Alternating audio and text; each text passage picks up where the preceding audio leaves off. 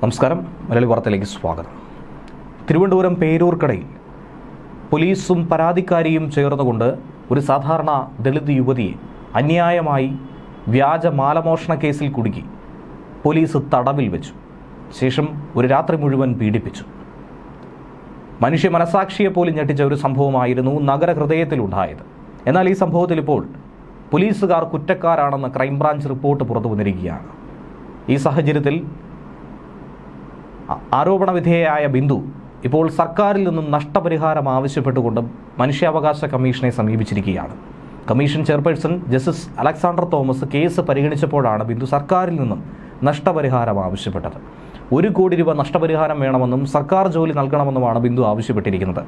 വ്യാജമോഷണ കേസിൽ പുതിയൊരു വഴിത്തിരിവായി മാറിയത് ഈ ക്രൈംബ്രാഞ്ച് റിപ്പോർട്ടായിരുന്നു. കഴിഞ്ഞ ദിവസമാണ് ഇത് പുറത്തു വന്നത്. പേരൂർക്കടയിലെ വീട്ടിൽ നിന്നും മാല മോഷണം പോയിട്ടില്ലെന്നും വീട്ടുജോലിക്കാരിയായ ബിന്ദുവിനെ കൊടുക്കാൻ പോലീസ് തന്നെ ഒരു കള്ളക്കഥ മെനഞ്ഞുവെന്നുമാണ് ക്രൈംബ്രാഞ്ച് കണ്ടെത്തിയത്. മാല മോഷണം പോയതായി ആരോപിക്കപ്പെട്ട അതേ മാല സ്വന്തം വീട്ടിലെ സോഫയ്ക്ക് താഴെ വെച്ച് പറക്കുകയായിരുന്നു. പിന്നീട് മാല ഓമന ഡാനിയൽ തന്നെ കണ്ടെത്തിയെന്ന് റിപ്പോർട്ടിൽ പറയുന്നുണ്ട്. ഇക്കാര്യം പോലീസിനെയും അറിയിച്ചു.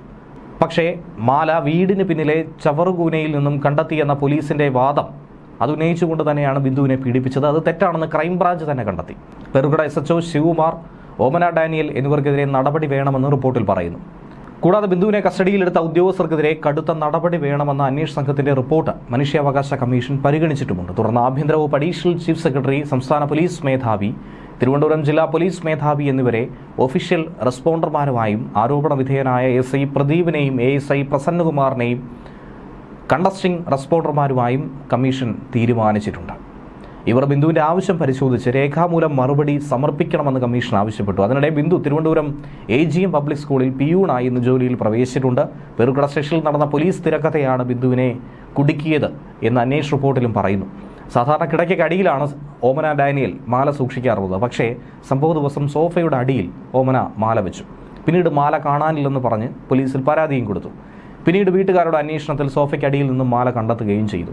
സ്വർണ്ണമാല സോഫയുടെ അടിയിൽ നിന്ന് കിട്ടിയെന്ന കാര്യം ഓമന ഡാനിയലും മകൾ നിധി ഡാനിയലും SI പ്രസാദിനെ വിളിച്ചു പറഞ്ഞിരുന്നു.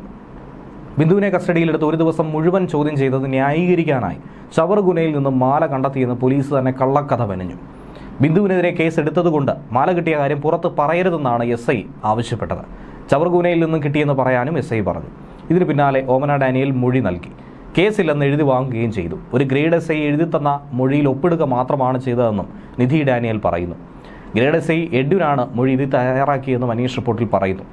ദളിത് യുവതിയെ മാലമോഷണ കേസിൽ കൊടുക്കാൻ ശ്രമിച്ച പേരൂർക്കട SHO ആയിട്ടുള്ള ശിവകുമാർ, ഓമന ഡാനിയൽ എന്നിവർക്കെതിരെ നടപടിയെടുക്കണമെന്നും അന്വേഷണ റിപ്പോർട്ടിൽ പറയുന്നു.